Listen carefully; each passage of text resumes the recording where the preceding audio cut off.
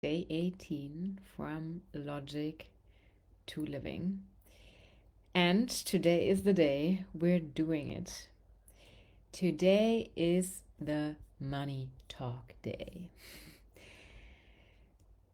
So, today I want to talk about money my way, what that means, and yeah, what the actual shift is that is needed to make more money. So many of us, we have learned that you get more money by doing more. Yeah, so money comes with more effort, money comes with more work. And yeah, to a certain extent, that works and you can get results through that. But after a certain point, you get stuck. Yeah, because you can, at a certain point, your limit is reached and you cannot just do more. So you have to do something different. And when you just do more and you try to make more money through only more effort, what happens is that this creates pressure, it creates tightness, um, and a feeling that everything depends on you. So in the end, yeah, we kind of give up quality of living just to make more money. And this is why then also many people say, oh, it's not worth it, I don't want more. But the shift isn't strategy or doing more. It's realizing that money also responds to how you hold yourself and the person you are or the person you become. So when you are stuck in control and overthinking and pushing and fear and scarcity mindset, then yes, money feels hard. But if you can shift into a more grounded, clear, open, trusting, and abundant way of being, then money starts to flow differently and you can start to receive money instead of earn it. Yeah, and this is also a mindset shift, right? We often think we need to do something to earn, to deserve it. Whereas if you work on your worthiness, I mean, you can first of all demand higher salary, a higher price. Yeah, so your self-worth is directly reflected in how much money you make, but you can also start to receive more freely. And also, I think important is in this money my way discussion. So, the way most of us are taught how we approach money is you look at what does the market want? What do people want from me? What are high paying jobs? What are skills that get me highly paid? And then usually we pick these to make money. We usually don't look at it from what am I really passionate about? And then allowing ourselves to go into what we are truly passionate about and trusting, because this passion is there and we have a lot more intrinsic motivation, that then our earning potential is much higher. And I mean, it also always depends, yeah, how you then, I mean, basically you can make money with anything. And especially in the days of the internet, I think we have more than enough proof for that. Of course, there is always a smart way to doing things, right? And it's not necessarily about what you do, but how do you do it, right? Do you set your passion and what you're passionate about, do you set this up in a smart way such that it allows you to make money with it? Or maybe are you still not making use of all the opportunities that are out there?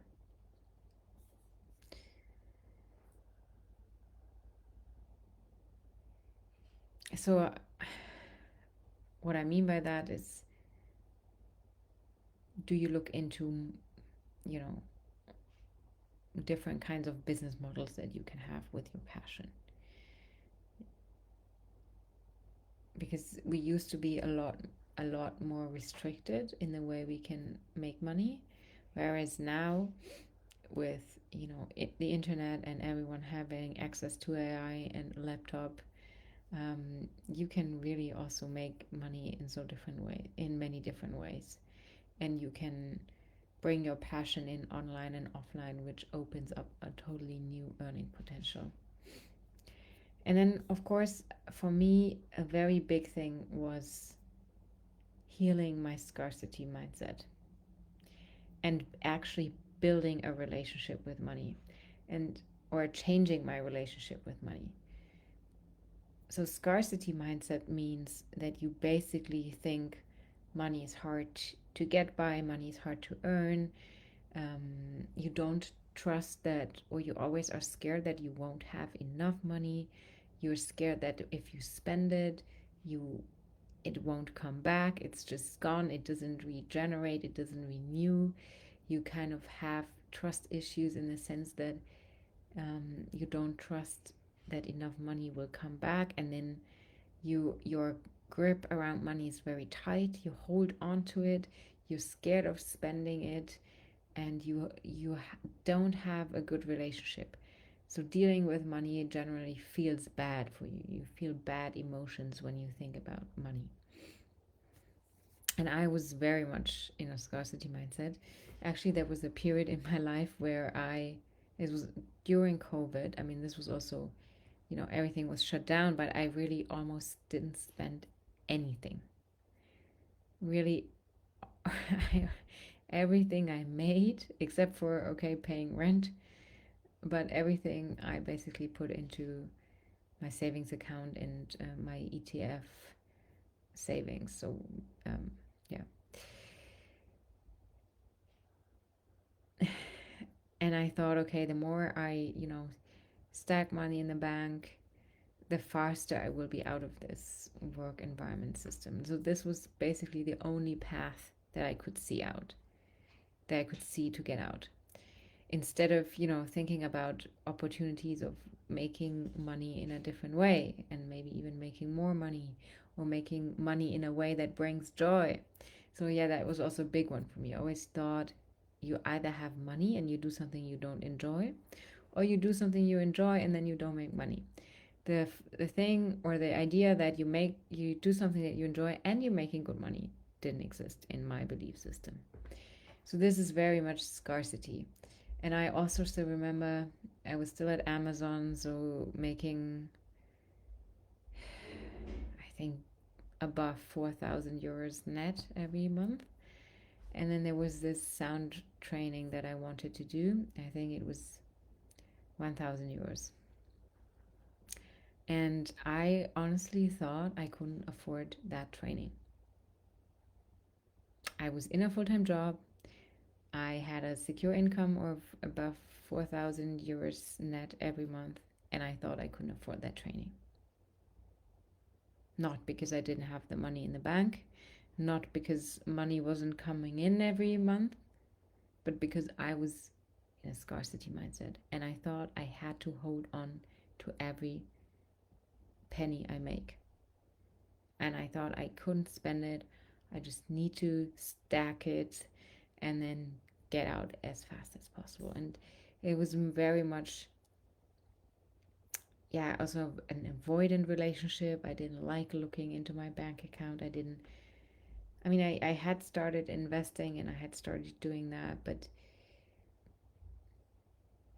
yeah, I always just had a bad feeling when I spent money. It really felt bad in my body, like almost painful.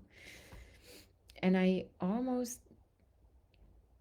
yeah, I took like a year last year and the year before, I think. So overall, I took maybe 8 months where I really focused on money work.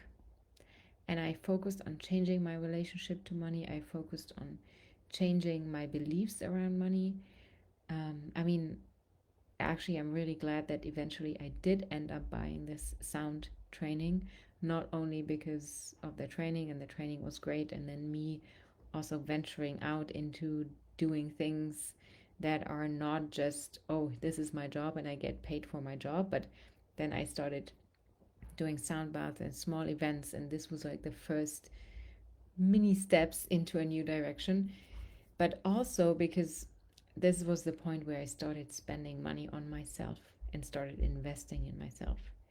And I understood the tremendous benefit of investing in my growth, of changing how I feel about myself, about life, about things in general. And from there, I then also did yoga teacher training. So I did one in Vinyasa, I did one in Kundalini, and then also started investing in coaching. And this has changed my life massively. And it also has changed my relationship with money. Because now,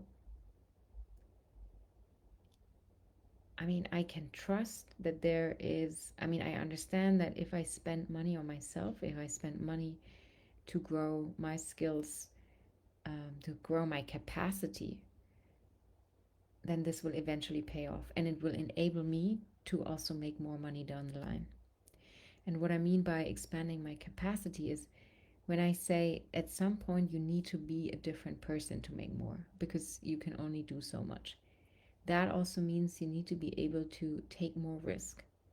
Because if you take more risk, your rewards are going to get higher, right? So becoming employed was a risk. But in the end, I made a lot more money than in my full-time job, with just 3 days a week versus 5 days before. And yeah, and just being able to hold more uncertainty, to take more risks, of course, also to learn new skills and trust that you will figure it out and you can make it work. If you had told me only 6 years ago that I would build my own business or I would even be self-employed, I would have said, no way, I can't do that. It's not for me. I don't have the skills. I don't have this. I don't have that. And this is what I mean with capacity. Yeah. And I mean, I did a lot of money work and also really changing my relationship to it. So that I don't feel that negative, that I don't feel this pain when I spend it, but I'm actually grateful for what it gets to do for me. And there, I see it much more as a partner now, as something that actually supports me, supports my well-being, supports my growth. And I spend it. I also spend much more because I have much more trust that it comes back, and I can see that there is, I mean, I have gotten payoffs from spending money that were so big that even if someone asked me, do you want that money back? I wouldn't want it back because the payoff that I've gotten from those investments were so much bigger than, adding this sum on your bank account statement. So now, and I think this is also important when you're building a business, right? It's not just, money isn't just coming in, money is also going out. And sometimes you have to spend money to make money come in, right? This is investing. And of course, if you build a successful business, if you you can make more money. So this is also this developing this trust relationship, developing self-trust around money, that you can make good decisions. And even if, I mean, I've also made investments that I kind of regret, where I say, not too many, but a couple, where I say, okay, if I could have that money back, I'd like to have it back. But then also being okay with that, that's part of the game. That's how you learn. You cannot be perfect. Yeah, you cannot just be perfect. You have to learn and fail. You have to start and fail, and then you still have to keep going and just take the learnings from it. So this relationship with money and changing this, being able to spend, to invest in myself. I mean, I'm not blindly spending. I'm not, you know blindly buying clothes or consumer goods, but being conscious and purposeful with how I spend has absolutely changed my life. And I think why I think money is so important is because it is the number one reason that we use to talk ourselves out of something. It's the number one reason, right? And it's the number one reason that we use to talk ourselves into doing something or staying somewhere that we don't even like. Yeah, how many people are dissatisfied with their jobs and they stay because of the money?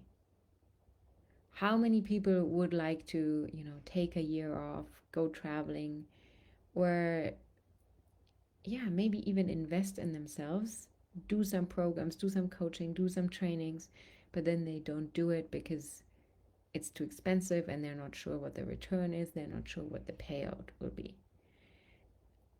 And also, money is the biggest limitation that we have, right? You can always be resourceful, like even if you don't have any, you can always be resourceful. And we also overestimate the importance of money because there's also other ways to, receive support from other people that's not just based on money. But still, it is the number one limitation that we have. Yeah, this is why we don't go after our dreams. This is why we do things we don't enjoy. This is why we waste time on things we don't want to do. And also, we often base our decisions very much on money. So, also, before I worked with my money mindset, I really was optimizing only for not spending money. And that didn't lead me to the best decisions. And then, of course, also, I still remember when I was considering leaving my corporate job, because I mean, I had been used at that point to having a certain amount of income every month. And to me, I sometimes say a salary is like a drug because you get addicted, and at some point, you feel like you can't survive without it anymore. But actually, you can. It just, yeah, you just need to get sober again and learn that even if your income is not that predictable, you're not going to die. But then still, I was honestly also considering to stay, or I stayed so much longer only because of the money. That was the only reason. So today I want you to contemplate, what are the decisions that you make only because of money? What are the things that you do or don't do only because of money? And if money wasn't an issue, what would you do differently? And also, where are you chasing money, right? Where are you, like, this way of earning it with force, with push, with pain, instead of receiving it for something that you might even enjoy?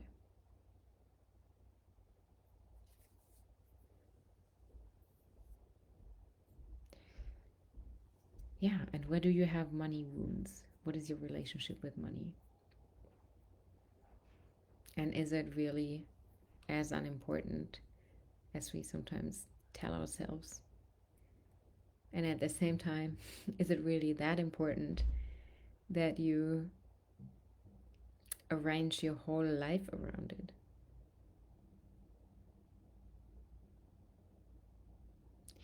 Yeah, and I just want to finish this by saying there is always a way, right? We sometimes feel like we need that certain amount of income every month or we can't survive. It's not that, right? There is always ways you can save some money and then change what you do, or you can reduce the time you spend in your job and build something on the side. There is so many options. We just usually don't see them.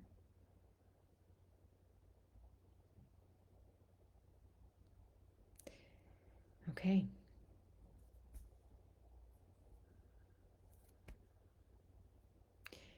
So again, money doesn't just come through doing more. To unlock new levels, you also have to be someone else.